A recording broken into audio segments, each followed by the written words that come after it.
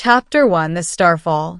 The sky over Kalira split open like torn silk the moment the escape pod entered the atmosphere.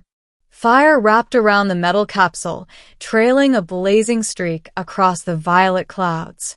The heat shields screamed under the pressure, buckling in places, but they held long enough for the pod to slam into the barren plains with a thunderous impact. Inside, Zerani clutched the restraints across her chest, forcing her lungs to expand despite the thick smoke filling the capsule. Her throat burned.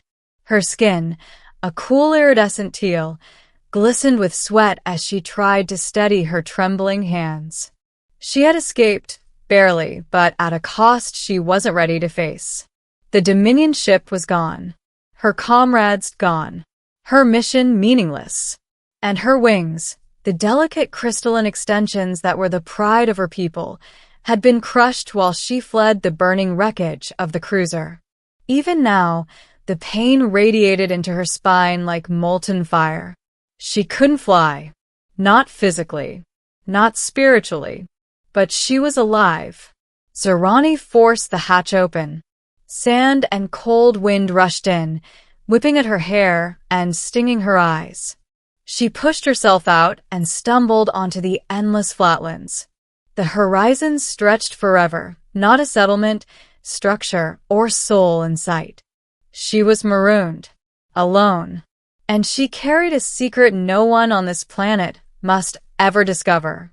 Her people, the Aeryth, possessed the only living map to the last ancient arc beacon. Without that knowledge, the Dominion's conquest would stall. With it, they would become unstoppable. Inside Zerani's mind, encoded through her genetic memory, was the beacon's location. As the cold of Kalira first seeped into her bones, she whispered to herself, "Survive. Hide. Protect the secret at all costs." She didn't expect the human to find her. She didn't expect anyone to find her. And she certainly didn't expect him to become her only hope. Chapter 2: The Human Who Shouldn't Have Been There. The blizzard came early. Zerani wrapped her torn cloak tighter around her shoulders and struggled to drag herself toward the remnants of a rocky outcropping. Each step sent waves of agony up her damaged wings. She bit back a cry. The sound might travel farther than she wanted. She found a shallow cave and collapsed inside. Hours passed, maybe longer. Her mind drifted between consciousness and fevered dreams. She recalled the destruction of her vessel, the screams of her squadron, and the last sight of the Dominion cruiser firing its annihilation beam. Then footsteps. Zerani's eyes snapped open. Footsteps didn't belong on this planet. Kalira, was uninhabited, fully catalogued as a dead colony world with no surviving life. She pressed herself against the cave wall, willing her breathing to slow. The footsteps grew louder. Crunch, crunch, crunch. A shadow divided the cave's faint light. Someone entered, tall, broad-shouldered, wrapped in a thick survival jacket patched in a dozen places. A human male, face half covered by a mask, a portable scanner sweeping the area. A human. Out here. Impossible. Zerani tried to stand, grimacing as her wings spasmed with pain. The stranger turned toward her. His eyes widened, shock, not fear. "Whoa, you're alive." His voice carried an accent she recognized only from archived transmissions. Terran accent. Earth. Terra had fallen centuries ago. Humans shouldn't exist. Zerani's breath hitched. Her instinct told her to hide her wings, her markings, anything that identified her species. Humans were wild cards in the galaxy's history. Some had been peaceful explorers. Others became mercenaries, scavengers, opportunists. He knelt, slowly, hands visible. "I'm Evan," he said carefully. "I'm not here to hurt you." She didn't know if she could trust him, but she also couldn't walk. Her blood ran cold. Her vision swayed. The last thing she saw before losing consciousness was Evan reaching forward, catching her before she hit the ground. Chapter 3. The secret she couldn't reveal. When she awoke, the cave wasn't cold anymore. A portable heater glowed softly near her. Supplies were stacked neatly beside her. And Evan sat cross-legged across the room, tinkering with a small drone as if it were a puzzle piece he'd taken apart just because he wanted to understand it. He noticed she was awake. "You're responsive." "Good. Wasn't sure." Zerani stared at him. "Why did you help me?" He shrugged lightly. "Because you needed help. Humans aren't supposed to be on Kalira for." "Neither are you," he countered. "So maybe we're both having a weird day." Zerani narrowed her eyes. "You're very calm for someone who found a foreign species alone on a dead world. I've seen weirder." He nodded toward her wings, wrapped now in improvised splints and fabric. "Those are going to take time to heal." She stiffened. "Do not touch them." "I didn't," he said quickly. "I stabilized the fractures, but I didn't try to rearrange anything. You have my word." Her distrust softened, barely. But her secret gnawed at her. If this human discovered what she carried in her genetic memory, he could sell it. Or worse, bargain with Dominion forces for his own survival. She couldn't allow that. Still, she needed him. For now. "What are you doing on this world?" she asked. Evan leaned back. "Survey run. My ship got pulled out of orbit by an ion storm. Crashed not far from here." "You survived a crash landing?" "Humans are stubborn," he said with a grin. That grin unsettled her. Not because it was threatening, but because it felt disarmingly genuine. Chapter 4. Dangers in the Storm. 2 days passed. Zerani's fever broke. She could stand again, though pain still stabbed her with every movement. Evan shared rations with her, taught her how to use his emergency stove, and reinforced the cave entrance with scrap plating from his crash site. She hated how safe she felt around him.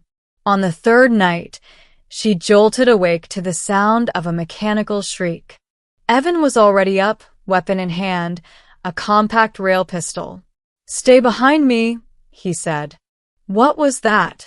"Scavenger drones," he muttered. "Old Dominion units. They shouldn't be operational." But a blast rocked the cave.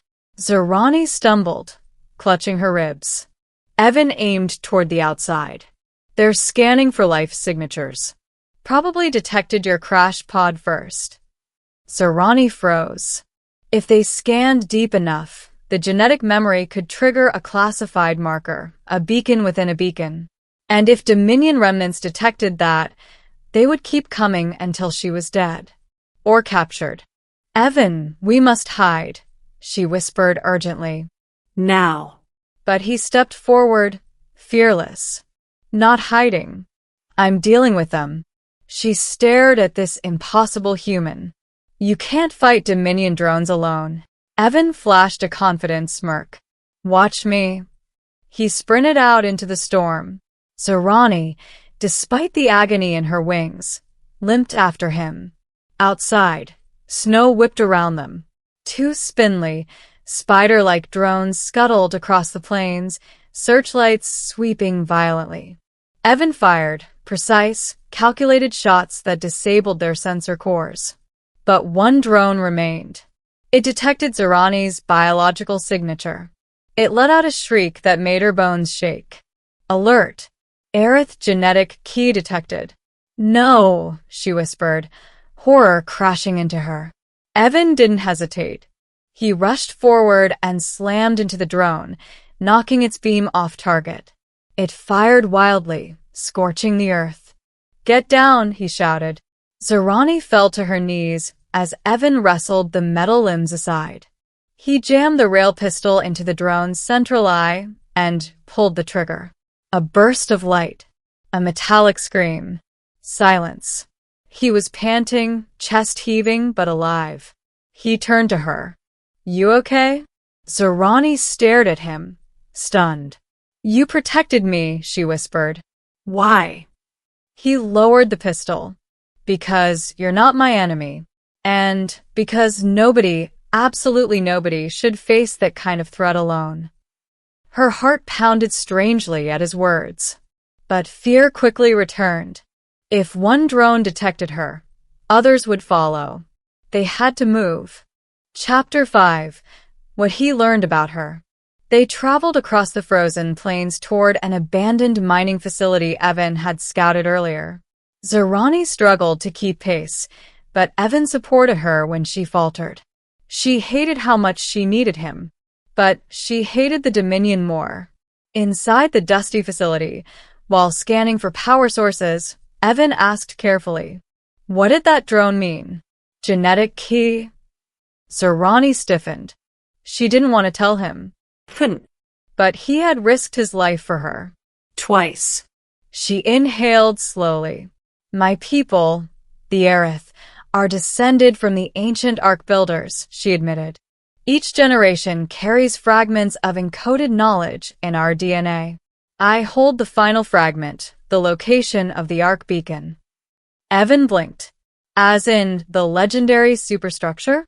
The one that could either stabilize the galactic relays or shut them down forever. Yes. And the Dominion wants it? Yes. Evan exhaled. Okay, that's a lot. You know too much now, she whispered. If the Dominion finds you, they won't, he said confidently. I've made a career out of not being found. She frowned. What are you? Evan gave a small grin. A survivor. Same as you. Zerani didn't know whether to trust him or fear how much she already did. Chapter 6. The Truth of the Human. They found a communications relay partially intact in the mining facility. Evan spent hours rerouting power, adjusting circuits, and soldering wires. Zerani watched him work, his hands steady, movements methodical. Why do you help a stranger? She asked quietly. He paused only briefly. Because once someone helped me when they had no reason to. She tilted her head. Another human? No, he said. An alien. Not like you, but just as unexpected. What happened to them? His eyes lowered. Dominion happened. Zerani felt a pang in her chest, a strange mixture of sympathy and rage. He turned the conversation back to her. What will the Dominion do if they find you? Use me, she said bitterly. Torture me. Rip the genetic codes from my mind. Then eradicate my entire species to ensure no trace remains. Evan stared at her. Not while I'm here. She didn't know why she believed him, but she did. Chapter 7. The Last Chase. The communications relay finally came online, sending a long-range distress signal to any neutral ships within the sector. But the signal was intercepted. 3 Dominion skimmers appeared on the horizon, sleek, predatory craft skimming low across the terrain, dust rising behind them. Evan swore under his breath. We have to move. Now. Zerani struggled to walk, but he supported her as they fled through the rusted mining tunnels. Blaster fire echoed behind them. Evan fired with deadly precision, dropping 2 soldiers with quick shots. But more came. Zerani stumbled. Leave me. Not happening. You'll die if you stay with me. Evan grabbed her shoulders. Then we die on our feet, not on our knees. She stared at him, shaken. This human was unlike any she'd ever known. They reached the old reactor chamber. Evan barricaded the doors using scrap metal and seized weapons from fallen soldiers. Blasts shook the walls. They'll break through soon, Zerani whispered. I know. So what now? He pointed to the chamber's central shaft, a vertical tunnel leading to the roof platform. You climb. I'll hold them off. Zerani felt fear pierce her. Not for herself. For him. I can't leave you. You have the key, he said firmly. You're more important than you think. I don't want to lose you, she whispered. His expression softened, briefly. You won't. Chapter 8. The Human Hero. The barricade collapsed. Dominion soldiers flooded in. Evan stepped forward, firing shot after shot, forcing the attackers back. Smoke filled the chamber. Metal screeched. Sparks rained down from overhead conduits. Zerani climbed, pushing herself despite the searing pain in her wings. Halfway up the shaft, she heard Evan cry out. A shot had hit him. No, she screamed. She slid back down, wings dragging painfully along the metal walls. Evan was gasping, clutching his side. Dominion soldiers closed in. Zerani stepped between him and the attackers, her wings flaring despite the agony.